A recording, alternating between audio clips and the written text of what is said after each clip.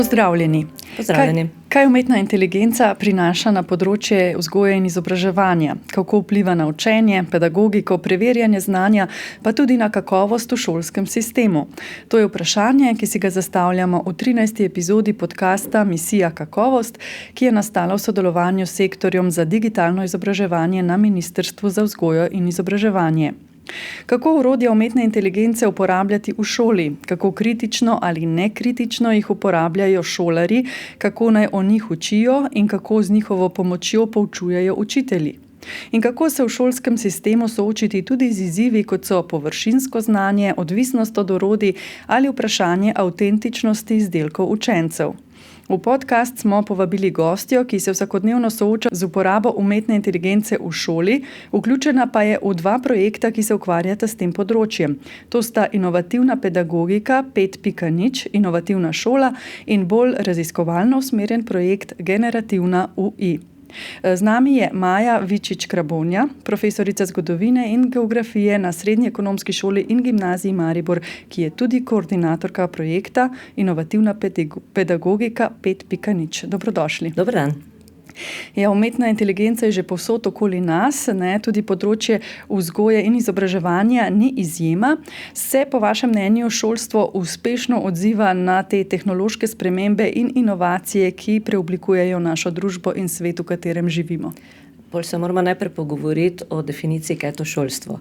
Ali govorimo o sistemu, ali govorimo o učiteljih, govorimo o učencih, o vsebinah, o odnosu med temi tremi.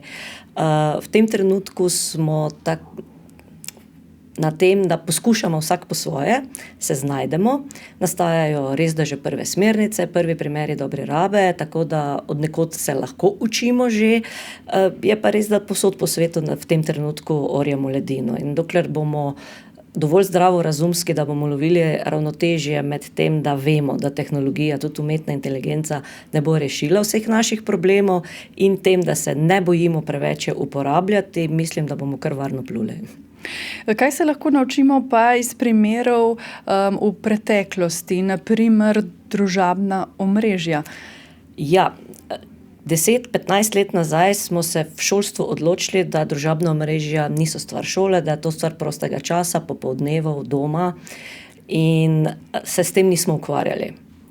Danes mislim, da žanjemo posledice tega, da se nismo z otroci pogovarjali, pa če že ne pri predmetih, pa vsaj več pri razrednih urah, da bi več govorili o smiselni rabi, o varni rabi, o algoritmih, ki stojijo zadaj za družabnimi omrežji. Recimo 5 let nazaj sem jaz v enem razredu vprašala, odkot najpogosteje dobivajo informacije. Šlo je za to, da sem želela se pogovarjati o izumu telegrafa, telefona v 19. stoletju in tako naprej. In so mi rekli, z družabnih omrežij. Jaz sem pričakovala, na internetu pogooglamo, ne? In je bil odgovor z družabnih omrežij. Kako z družabnih omrežij? Ja, to mi vprašamo, pa dobimo odgovor. In so se na to zanesli. Takrat sem jaz ugotovila, da smo precej časa zamudili in da bo to težko predstaviti, sploh glede na to, kolikšen delež časa recimo preživijo na mobilnih napravah in velik delež od tega časa na družabnih omrežjih. Tudi tam po 10-12 ur, če jim pogledaš screen time po počitnicah, tako da mogoče imamo preveč počitnic. No, te napake, če bi lahko rekli, da je to napaka, torej ne smemo pa narediti na področju umetne inteligence. Kakšna pa bi bila vaša ocena, koliko učiteljev že pozna umetno inteligenco, jo uporablja za mogoče kakšne bolj birokratske stvari v šoli, koliko učiteljev se o tem pogovarja z učenci, dijaki, ker seveda predmeta nimamo, ne? Ne, nazadnje je to stvar raziskoval Thales 24, lani so prišli rezultati in približno tam med 30 pa 40%, odvisno seveda, ali gre za prvo triado ali za srednjo šolo, učiteljev je že uporabljalo umetno inteligenco. No, in od teh, ki so jo uporabljali, jo večino uporabljala za recimo povzemanje snovi in podobne zadeve, medtem ko pri otrocih pa mislim, da je Safe.si lani delal raziskavo, pa je bilo 92% pri srednješolcih, pa zadnja triada pri osnovnošolcih oziroma od 13. leta naprej je mislim, da bilo 88 ali 89%, kar pomeni, da to je kar precejšna diskrepanca, velika razlika med tem. Kako se zaradi umetne inteligence spreminja šolski prostor? Kaj vi opažate? Mogoče na vseh teh področjih, ki ste jih na začetku omenili, da je seveda različno, ali govorimo o umetni inteligenci in njeni uporabi pri profesorjih ali pa potem pri učencih. Če začnemo pri učencih, ki jo očitno največ uporabljajo, jo uporabljajo stihijsko, nenadzorovano, tako kot se jim zdi, da je prav. Recimo, zadnjič sem brala eno raziskavo, da prejšnja generacija, zdaj alfa, je 55% znanja o rabi umetne inteligence dobila z družabnih omrežij, 15% pa v šole. Nujno bi bilo treba tale trend obrniti, ker učenci uporabljajo zato, da dobijo rezultat. In za njih je rezultat ocena v tem primeru in neznanje. In tule moramo učitelji stopiti vmes in narediti poudarek na tem, da je proces učenja pomembnejši od tistega izdelka, ki na koncu nastane. Se pravi, moramo se pogovarjati o tem, v katerih fazah učenja in na kak način umetno inteligenco uporabljati. Učitelji na drugi strani jo bojo prav gotovo oziroma jo najprej uporabljajo za take administrativne zadeve, bom rekla, zato da se rešimo birokracije, ker tega ne delamo radi, mi radi delamo z otroci. Ampak odlično, če nam bo za to kaj več časa ostalo, da se bomo res lahko otrokom bolj posvetili. Je pa prav, da začnemo umetno inteligenco vključevati tudi v svoje poučevanje. To je po mojem naslednja faza, ki se nekateri učitelji lotevajo, pa se mi zdi, da že kar veliko, da jim recimo pomagajo narediti učne liste ali pa diferencirati snov za kakega dijaka s posebnimi potrebami ali pa tistega, ki je bolj nadarjen, da malo oteži ali pa olajša recimo delovne liste. Recimo enostavno branje za otroke s posebnimi potrebami, ki jim je treba besedilo poenostaviti. Tudi ti zelo veliko časa lahko prešparaš, če uporabljaš umetno inteligenco. Mislim pa, da bi se morali lotiti zadeve tudi tako, da katerokoli snov, dobro, ne katerokoli, ampak tisto, ki ugotovimo, da se da, obdelamo v šoli na tak način, da otroci zraven se učijo za umetno inteligenco. To sem jaz včeraj delala v razredu. Kaj konkretno ste naredili v svojem razredu? Imeli smo recimo v 3. letniku gimnazije, so me fantje pred počitnicami prosili, so ostali po odmoru, kar me začudilo, pa so nekaj mencali. Kjer orodje vi uporabljate od umetne inteligence? Odvisno od tega, kaj rabim. Pa bi vi nas to naučili? Smo slišali, da to že delate drugje. Sem rekla, lahko probate, dajte mi čas, če počitnice, da malo naštudiram. In zdaj smo imeli uvod v jugovzhodno Evropo. In sem naredila recimo delovni list, kjer smo izmenjavali. Prvo vprašanje je bilo na delovnem listu dnevna karta, pa naštete države jugovzhodne Evrope, zdaj jih pa narišite, pa glavna mesta. Pa smo imeli težave malo, ampak smo to rešili. Potem so si pogledali zemljevidom.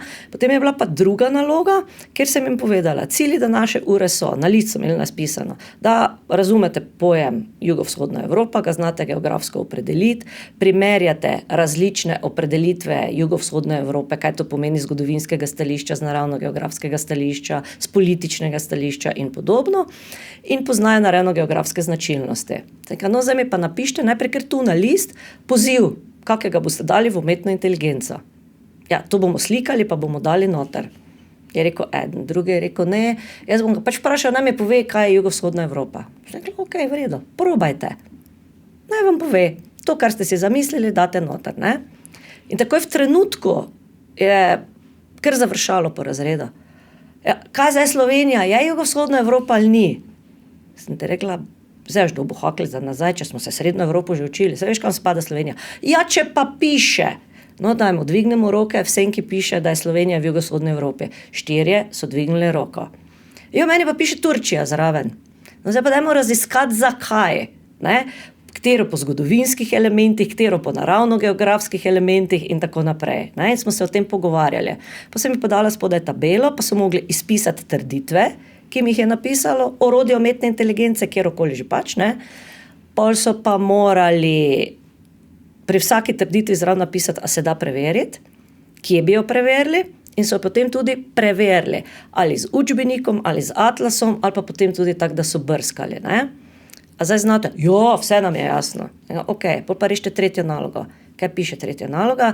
Pojasni razliko med Balkan pisano z malo, Balkan pisano z veliko, Balkanski polotok, Balkansko gorovje. Ja, ne znamo. Če ste pa prej rekli, da znate. Aha, dobro je, bomo ponovili, gremo še v učbenik poiskati. Ne? Skratka, na tak način smo se začeli pogovarjati o tem, kako pri učenju uporabljati umetno inteligenco. To je bil en tak prvi poskus v njihovem razredu. No?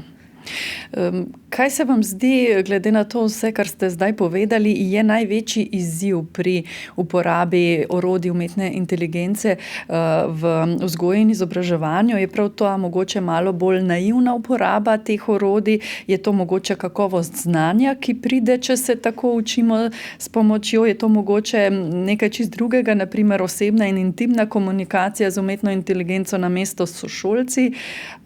Mogoče uporaba oziroma neznanje učiteljev z tega področja? Ja, prva stvar je lenoba. Ne? Se pravi, iščemo bližnjice k cilju. Ne? In zdaj dejstvo je, da je tu kognitivna lenoba, zdaj to je lahko vzrok, dostikrat je potem tudi posledica že. Ne? In pa to, da smo prehitro zadovoljeni z rezultatom. Ne?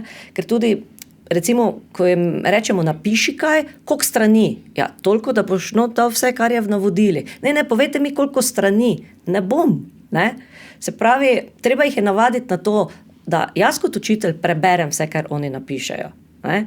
In da je fino, če oni preberejo to, kar dobijo z katerega koli orodja umetne inteligence, da preverijo in da tudi poskušajo zbezati potem iz orodja umetne inteligence dodatna pojasnila, recimo, ne? Kaj so, če ne razumejo tistega ali pa če ugotovijo, da nekaj ni pravo. Ne? Naj povejo, si se zmotil, poišči.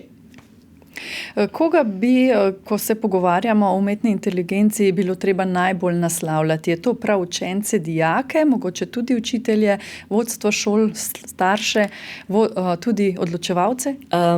Treba bi bila, najprej je potreben en pošten premislek, kaj bomo s to umetno inteligenco v šolstvu naredili. Druga stvar je potem imeti neko vizijo, ki jo more, verjetno neka inštitucija, ministrstvo, zavod za šolstvo ali kdorkoli, spraviti in skomunicirati ustrezno z javnostjo, ker imamo po Gaussovi krivulji na eni tiste, ki nekritično uporabljajo, in na drugi strani ludiste, tisti, ki bi vse dol zaprli, ne, pa bi šli nazaj, ne vem, v 18. stoletje ali pa katerokoli že pač. In to je ta komunikacija. Tretja stvar, ki jo učitelji najbolj potrebujemo, je usposabljanje in pa neke jasne smernice. Se pravi, nekih 15 točk, kjer bo pisalo, učenci, ki so mlajši od 13 let, ne smejo uporabljati orodje umetne inteligence.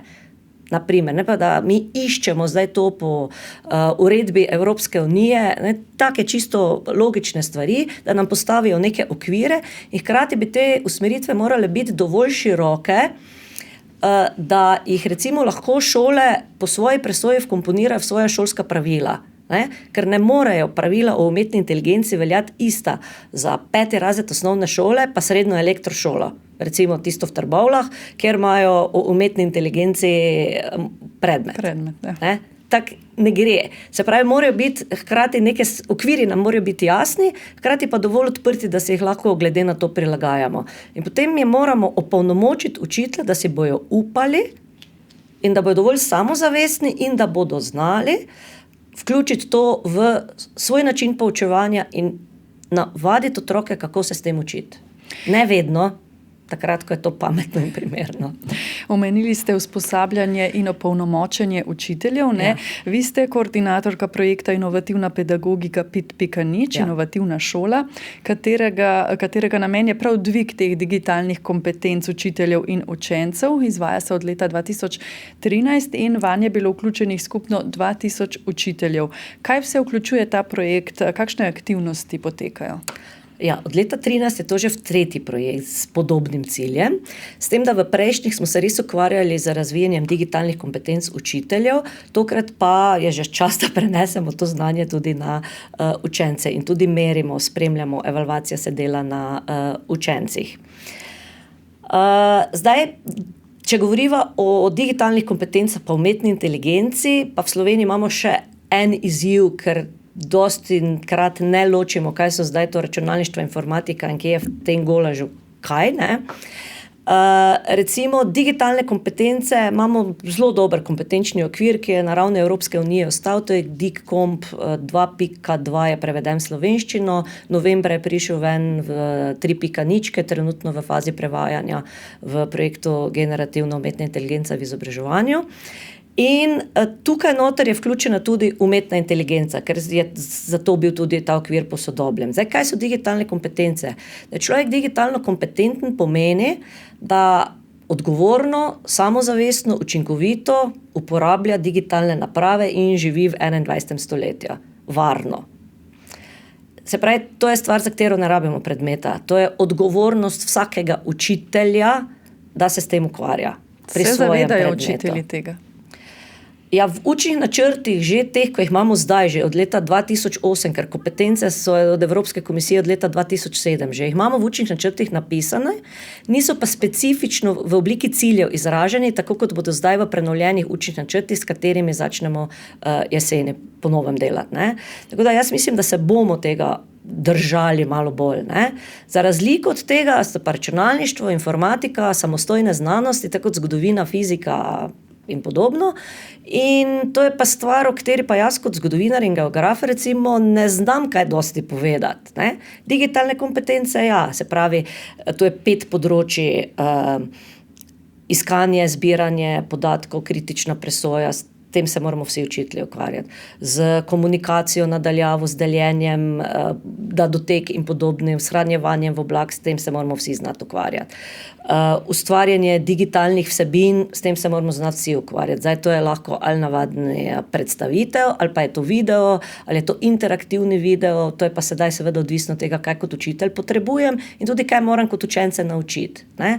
Potem smo pa že na področju varnosti, tam smo že malo bolj šibki, temu se tudi kar izogibamo, to smo v projektu videli, ko smo vzorčne učne scenarije, se pravi primere dobre rabe delali, ne, z področja, z 4. pa 5. področja, recimo reševanje problemov s pomočjo digitalne tehnologije, imamo relativno malo problemov in tu, kar smo se naučili iz tega, da imamo učitelji iz tega področja premalo znanja, kar pomeni, je treba nekaj na tem področju narediti, ne.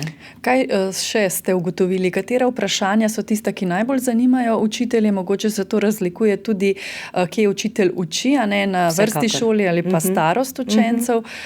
Poleg torej teh, kar ste zdajle omenili, a ne, kje se je še pokazalo mogoče manko ali pa večje zanimanje učiteljev, učiteljic? Ja, zanimiva ugotovitev je, da recimo v predšolski vzgoji, pa tam do 1. pa 2. vzgojno-izobraževalno obdobje, recimo do enega 6. razreda, tudi vsebine računalništva in informatike, vsaj na področju recimo algoritmskega načina mišljenja, pa recimo osnove podatkov, že tudi na razrednem pouku pa vrtcu zelo lepo se oni po mreži znajo orientirati, tako smo včasih šli 2 slonja, 3 miši, levo, desno, ne. In to je zaporeden način mišljenja, iskanje napak. In to se da delati brez računalnika, to je tista stvar, ko so starši ponavadi precej v stiski, ne. Zdaj so že cel dan doma na napravah, zdaj bojo še pa v šoli, ne, ni res, ne. V šoli se tega zelo premišljeno lotevamo, če se sploh, ne, raje premalo kot pa preveč. In je pa res, da učitelji pa so večinoma zelo motivirani, kar jih pa omejuje, je pa strah, kako bom zdaj to vklopil v svoj predmet. Vedno imam premalo časa, ne, in kar je treba tu usmisliti, je to, da gre v bistvu za didaktične pristope. Ti nobenih kompetenc, ne podjetnosti, ne učenja, ne well-beinga, dobrobiti ne moreš razvijati s predavanjem. Ne? Za razvijanje kompetenc, če se strinjamo, da je kompetenca po definiciji kombinacija znanja, spretnosti oziroma veščin in pa odnosa, tega tako, da 45 minut učitelj govori, ne more biti. Ne? Jaz vem, zdaj marsikateri učitelj bo skočil v matematiki, jaz nikoli 45 minut govorim, ja vem, matematiki ne, pa fiziki tudi ne, ker razložite koncept, pa vadite. Pa pri jezikih recimo je tudi to drugačen način poučevanja. Marsikje pa se učitelji zakvačkamo, ne, pa zelo radi preveč menedžiramo tistih 45 minut, ne? Pa ne zato, ker smo leni ali pa hudobni, pa imamo radi, če je učencem dolg čas, ampak predvsem zaradi tega, ker na tak način imamo občutek, da obvladamo tudi to časovno komponento ure, ne? Da nam ne bo zmanjkalo časa, ker kako hitro pa spustimo vajeti, se pa z nas zgoditi marsikaj. In tudi sledite najbrž učnemu načrtu, ne? To najbrž je zadaj določen pritisk, kaj vse je treba obdelati, ne? Ja, je pa res, da tudi tista raziskava Talis, ko smo jo prej omenjali, kaže recimo, da slovenski učitelji imamo od vseh anketiranih največjo avtonomijo. Ne? Kar pomeni, da avtonomija je super stvar in imamo tudi učne načrte tak narejene, da lahko marsikaj počnemo, ni treba, da nam eksplicitno vse predpišejo, pa nam ukažejo, kaj moramo, ne? Je pa res, da za tem stoji tudi zelo velika odgovornost, ne? In ta odgovornost je na ravni mene kot človeka, ki sem otroke na cedilu pustila, na ravni učitelja stroke, česa nisem dovolj temeljito predelala, in na ravni zunanjega preverjanja, ne, ki na koncu je pa tisto, kar pa starši gledajo. Prej ste omenili tudi vrtce ali pa nižje razrede. Ne? S tem projektom Inovativna pedagogika ste šli tudi v vrtce, ampak najbrž to ne pomeni, ne, da promovirate ali pa zagovarjate uporabo računalnikov, tablic, pametnih telefonov že tam. Ne? V Sloveniji je v tem trenutku cela plejada projektov. Rinko, vem, da dela samo v vrtcih. Potem recimo Utrinki, Raček, Brin, to so vse vrtec prva, pa maksimalno druga triada, tam nekje do 5. razreda. In delajo večinoma brez naprav, predvsem zaradi tega, ker ne govorijo toliko o digitalnih kompetencah, ampak o temeljnih vsebinah RIN. In tu smo Slovenci pionirji, recimo dr. Demšar na Friju v Ljubljani, vem, da se s tem veliko ukvarja, nam tudi pri teh preostalih projektih pomaga, izkoristimo recimo njegovo znanje, in to je primer ena takega dobrega sodelovanja, ker je vedno pripravljen priti pa naše učitelje usposabljati in pomagati recimo. Ne. Ampak kaj lahko torej dajo taki projekti vrtčevskemu otroku in vzgojiteljicam, na primer v vrtcu? Kaj je tisto znanje, te veščine, ki jih želite predati jim? Z otroci se že da v predšolski vzgoji pogovarjati o tem, kaj je mobilna naprava, čemu služi in da ni zdravo, da cel dan sedimo na njej. Kar otroci iskreno povejo, da moj ati je pa preveč na telefonu. Ne? Potem je recimo ta stvar, ko smo se prej pogovarjali o algoritmičnem načinu razmišljanja. Ne? Če se mi učimo v prvem razredu osnovne šole zgoraj, spodaj, levo, desno, pred, za, lahko to enostavno delamo tudi na mreži ali pa na Huffmanovem drevesu ali pa kaj podobnega. Ne? Se pravi, da en otrok drugemu, ne bom rekla ukazuje, ampak mu daje navodila, ne? Se pravi, zdaj idi 2 koraka naprej po mreži, potem enega levo, ali pa recimo manjši otroci, kjer še levo, desno ne gre, se s tapkanjem po ramenih, po glavih, se pravi, eden vodi, drugi ukazuje. Če ne prideta do cilja, iščeta nazaj napako, kje smo se zmotili. To je en osnovni primer računalniškega načina razmišljanja. Zato naprave ne potrebujemo. Ne? No, potem kasneje, ko otroci in mladi že uporabljajo različne naprave, se vam zdi, da je pomembno tudi to, da je treba jih naučiti, da niso le uporabniki, potrošniki teh orodij umetne inteligence ali pa tudi drugih, naprimer aplikacij in tehnologije, temveč tudi in predvsem to, kako ta deluje in kako jo lahko sami ustvarjajo. Ja. Pri umetni inteligenci, če se vrnemo nazaj, sem jaz recimo ugotovila, da ko jaz dijakom razložim, zdaj koliko kot zgodovinar in geograf pač znam in zmorem, na kak način umetna inteligenca deluje, da so to podatki in da je tukaj verjetnost in statistika in matematika zadaj, pa se kar tak namrdne matematika, ne? Potem so kaki mesec, 2 malo bolj previdni pri presojanju rezultatov, vse pol se spet polenimo, pa pozabimo, vse odrasli tudi, ne? Ampak če imamo to zavedanje zadaj, potem se mi zdi, da jo res bolj premišljeno uporabljajo. Ne? Zdaj, da bi bili pa oni kreatorji, takšnih je pa zelo malo, ker nimajo dovolj znanja o tem, ne? In tega jim pa nima kdo dati v tem trenutku še. Omenili ste, da postanejo bolj kritični uporabniki, če dobijo določeno znanje, predvsem pa najbrž, če se iz primerov naučijo. Omenili ste že, kako je bilo z jugovzhodno ali zahodno Evropo. Ne? Najbrž ste dali še kakšen tak primer jim, da so potem ugotovili, kako tudi orodja umetne inteligence ne podajo čisto pravilnih odgovorov. Ja, smo take stvari že delali, recimo takoj septembra sem pri zgodovini delala en tak primer, ne. Se pravi, kolega jih je lani učil, jaz sem razred dobila v 2. letniku, ko pa vem, kaj se spomnijo, niti jih ne poznam, ne, in sem jim dala za začetek en vprašalnik, da vidim, kje sem jim med drugi vprašala tudi, kako uporablja umetno inteligenco. In sem ugotovila, da, bom začela spodaj, pri zadnji trditvi, a se kdaj pogovarjaš z umetno inteligenco v smislu prijateljstva? In so rekli ja, kar je katastrofa. Da se oni namesto z sošolcem, prijateljem, mamo, šolsko svetovalno službo, razrednikom, tom telefonom na končni fazi, ne, pogovarjajo z orodjem umetne inteligence, kar ni varno. Potem druga stvar, ki je bila ta, da sta bila 2 odgovora, da so že uporabljali umetno inteligenco z namenom škodovanja drugim. To so otroci stari 16 let. In tretja stvar je bila, da sem primerjala odgovora, kako pogosto uporabljajo umetno inteligenco popoldan za šolo in kako pogosto jo uporabljajo v šoli.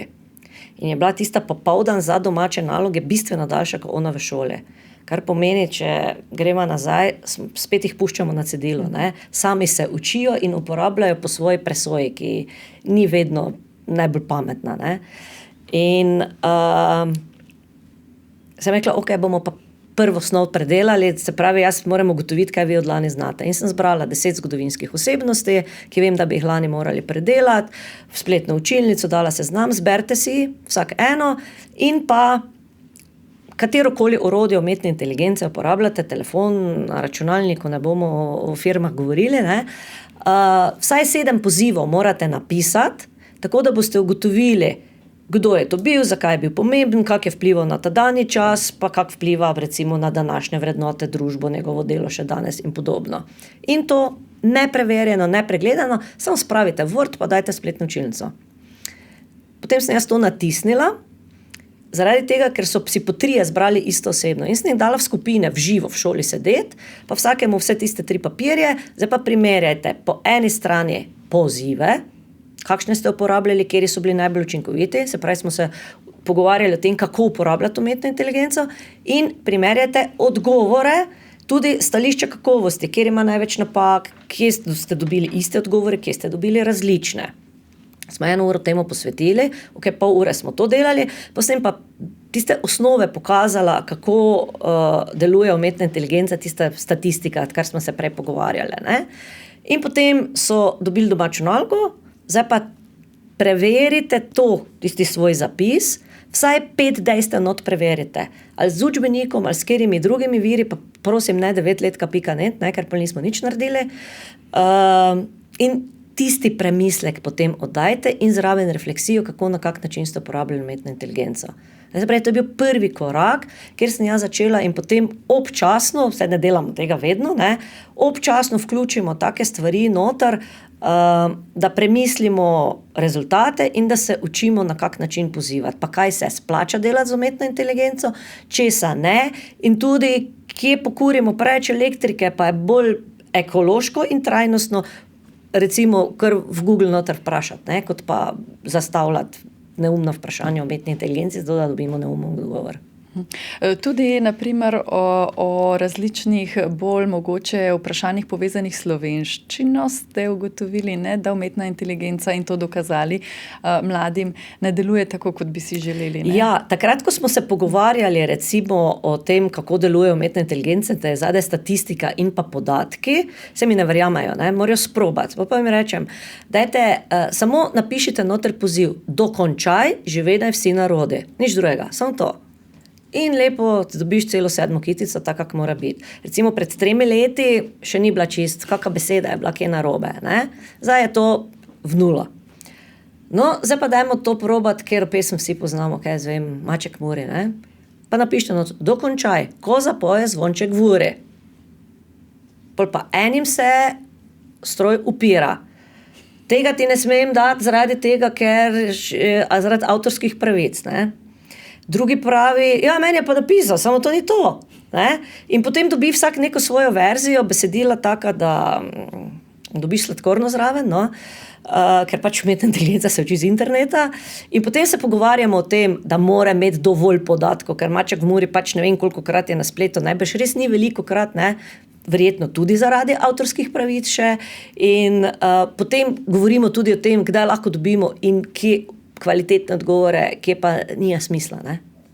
Prej ste omenili, da v projektu Inovativna pedagogika 5.0 inovativna šola zdaj preverjate tudi, kako je učinkovit ta projekt pri mladih, ne, pri učencih. Kaj ste torej ugotovili in tudi kako je mogoče spremenil poučevanje ali pa uporabo orodij umetne inteligence pri učiteljih? Kakšni so rezultati tega projekta? Zdaj, ta projekt recimo je v fazi zaključevanja in traja že 3 leta. Pred 3 leti umetna inteligenca še ni bila tak boom, ne. In smo se dejansko nekako osredotočali na celo paleto vseh tistih 5 področij, ki sem jih prej naštela, da govorimo o njih pri digitalnih kompetencah, ne.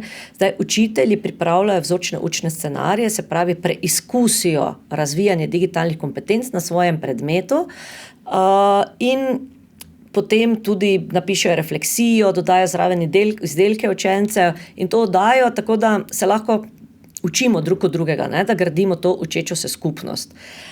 Recimo en tak krasen primer, jaz pomagam tudi v enem projektu DIGCOMP-PP, kjer so notri zavodi za otroke s posebnimi potrebami. Oni so še posebej izpostavljeni, sploh kar se tiče področja varnosti, ne, kritične rabe, ne.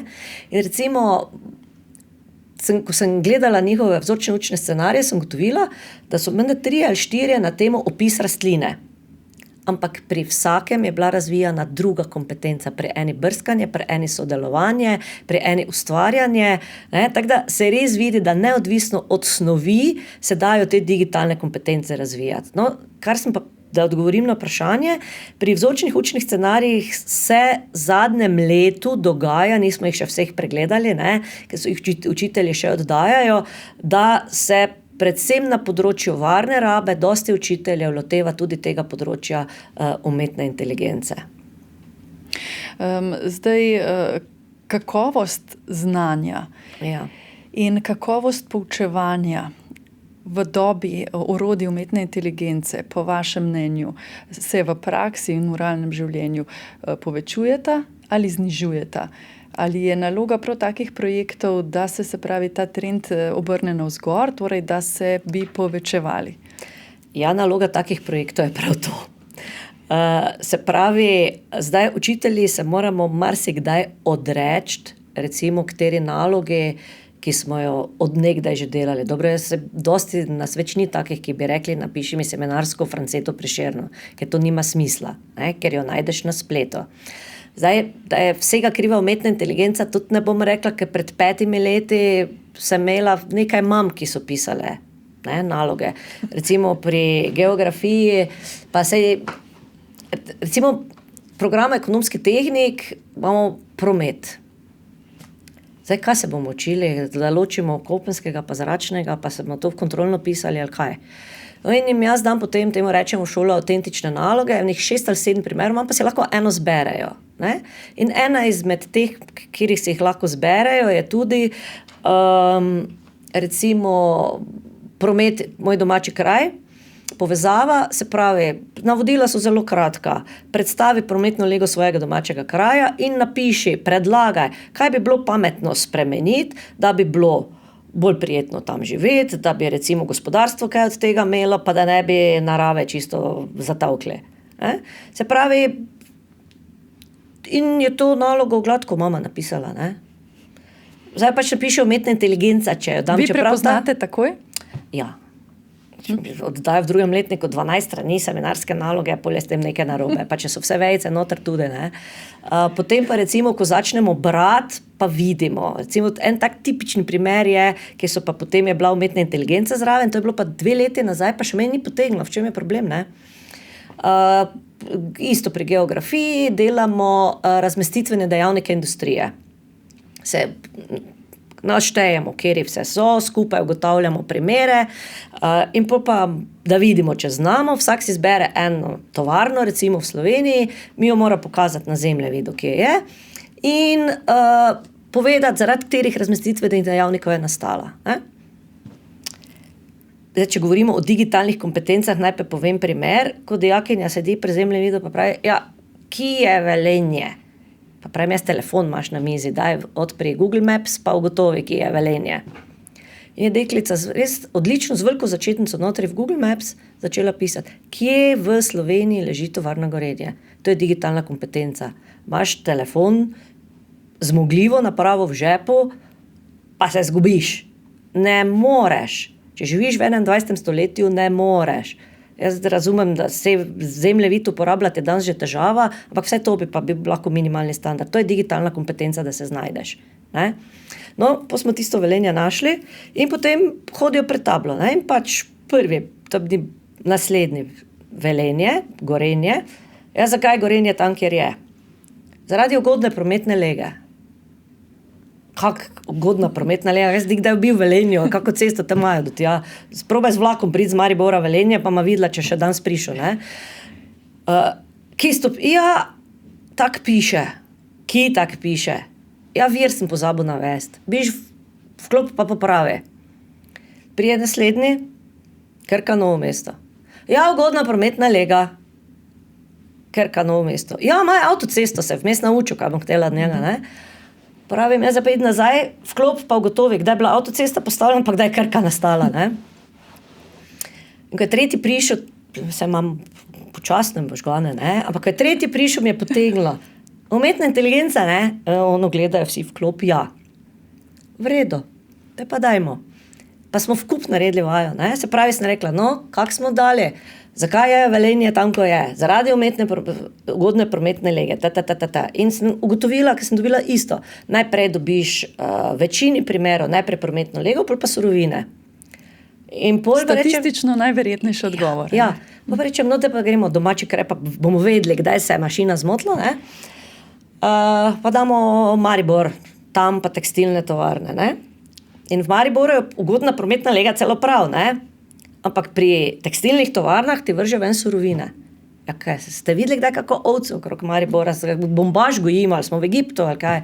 Pa smo jim pa še parkrat probali, pa so oni ugotovili, da vedno dobijo iste odgovore, ne glede na to, da so prav ali pa niso prav. Ne? Se pravi, ko jim tako dokažem, pol mi verjamejo. Ampak to je trud, delo, energija, ki ga učiteljica, učitelj posveti dijakom in del svoje ure oblikuje tako, da pridejo do tega znanja. Samo od sebe ne pride, ne? Ne, jaz ne izobražujem otrok samo zato, da maturo naredijo, ampak tudi zato, da bojo znali živeti. Ne? To je ena izmed stvari, ki jih pač odgovorni učitelj mora vzeti na sebe. In težava je v tem, da se mora odgovorni učitelj tudi tega naučiti. Ne? In zdaj tu sta dve stvari. Ena stvar je, da pač učitelj, ki ni radoveden, ki se ni pripravljen sam učiti, nima glih neke moralne pravice do otrok zahteva, da se učijo. Ne? Oni sploh, ker se učijo na zalogo. Ne? Tudi učitelji, gremo na tisti, ko gremo na seminar, hočemo, da nas naučijo nekaj, kaj bom jutri v razredu uporabil, ne čez 2 leti. Ne? Pri učencih pa moramo vsi razumeti, ko boš v službi, čez 5 let, ko boš študiral, boš to rabo. Ne, tu malo nismo čisto pošteni.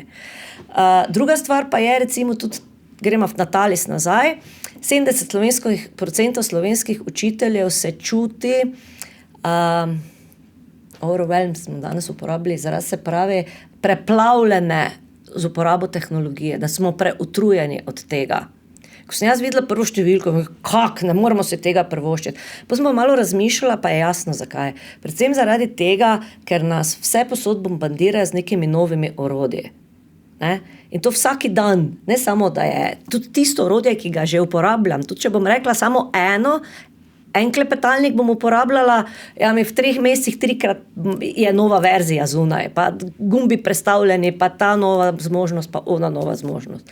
In tega je preveč. In tu je ena od nevarnosti, da nam skozi zadnja vrata šolski sistem v narekovajih rešujejo firme. Ne? Vsi poznamo Big Pharma in EduTech je enaka varianta. Ne? Kako potem tukaj rešiti stvari? Kako tukaj rešiti stvari, ne? In zato rabimo neke smernice. Recimo, učitelji smo tukaj na dokaj varni strani, kar se tiče recimo v okviru Office 365, ki nam ga država plačuje, imamo noter Copilota, ne? Je pa s tem res, da če jaz samo s tem na ekonomski šoli, s kjer prihajam, otroke vzgajam in izobražujem, ko bi oni prišli v firmo, bi tam imeli nekaj drugega, ne? Se pravi, če pri njih razvijam kompetence, ne pa samo klikni tu, klikni tam, potem bojo mogli znati hitro prenesti to znanje in spretnost na nekaj drugega. Ne, se tudi, kaj zvem, pri računovodskih programih ne bo imel istega v firmi, ko ga ima v šoli. Je pa res, da s tem postajamo odvisni od velikih firm, ne.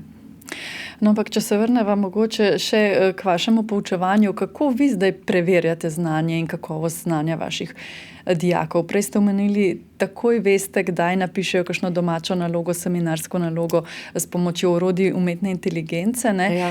Kako potem to preverjate? Učitelji smo dostikrat v stiski, ne? Ker če nisi dovolj samozavesten, potem se ne upaš skregati glede tega dijakom, ne? Vse ponavadi jim je nerodno, pa hitro priznajo, tako so prej priznali mamo, tako zdaj priznajo tudi umetno inteligenco, vse imamo dobre otroke, zdaj so pošteni, ne? Samo pač poskusijo, ja, vse to je normalno, vse tudi učitelji poskusimo, ne? Pa včasih bolj pozabijo poziv zbrisati, pa na koncu pustijo, kaj ti še v tabelo naredim, ne? Ja. Ampak treba je res fokus spremeniti od rezultata k procesu. Ne? Proces učenja je tisti, ki je pomemben. Pa lahko to ocenjujete, učitelji? Ja, po zadnjem pravilniku ne. Je pa res, da si lahko kriterije na tak način nastavimo. Recimo, to je tudi RIC pogruntal, ne. Lani smo dobili od RIC-a, se veste, sociologija, psihologija, imajo seminarske naloge. Mislim, to nima v tem trenutku nobenega smisla. Je pa res, da že do zdaj je mapa na maturi izgledala tako, da so mogli biti noter datumi konzultacij, da je bilo treba vmes izdelke oddajati, da je učitelj spremljal. Če ti 12. aprila oddaš končni izdelek učitelju, potem je res to zadaj lahko marsikaj. Vse so se tudi na tak način seminarske po Facebooku kupovale. Umetna inteligenca ni nič novega, ne? Je pa zdaj res tako kot prej, če je enemu lahko mama pomagala, drugemu pa ni mogla. Enemu je lahko mama ali pa ata plačal 50 € za nakup seminarske, tako bo zdaj enemu plačal ta boljši čet, on je bo pa mogel s 3,5 delati. In tu smo pri vprašanju pravičnosti, ja. Tudi in teh razlik, ne, ja. Med učenci, med starši, tudi med šolami, ja. Ki imajo, na primer, kompetentne učitelje z tega področja, prej ste omenili Trbovlje, ne? Ja. Nekateri pa temu še ne posvečajo preveč pozornosti. Se bodo te razlike še povečevale, po vašem mnenju? To je pa odvisno od, država smo mi vsi, ne, ampak od vizije ministrstva, ki smo jo prej na začetku omenjali, ne. Kam s šolstvom gremo, kaj od njega želimo. Ne želimo, da je šolstvo samo servis gospodarstva. Ne želimo, da šolo zaradi umetne inteligence prevzame recimo naravoslovje pa tehnika, ne? Ker če bomo samo inženirji odločali o tem, koga bo povozil samo vozeč avto, ne, pol se to ne bo dobro končalo, ne. Je treba vključiti zraven vse od antropologov, sociologov, filozofov, celotna družba mora to odgovornost prevzeti nase, kaj z umetno inteligenco počnemo. In če ne bomo bodoče generacije na to temo niti kot uporabnikov usposobili, da znajo presojati, kaj delajo s svojimi podatki v končni fazi, kot bodočih zaposlenih svetovalcev, prej ste me vprašali, če bi naj tudi znali recimo ne samo uporabljati, ampak izdelovati, ne, poleg bo treba to naučiti, ampak naučiti s premislekom človeka kot takega, ne samo tehnika ali pa ekonomista. Veliko izzivov je, veliko odprtih vprašanj, ampak mogoče na koncu, da povzameva ta pogovor.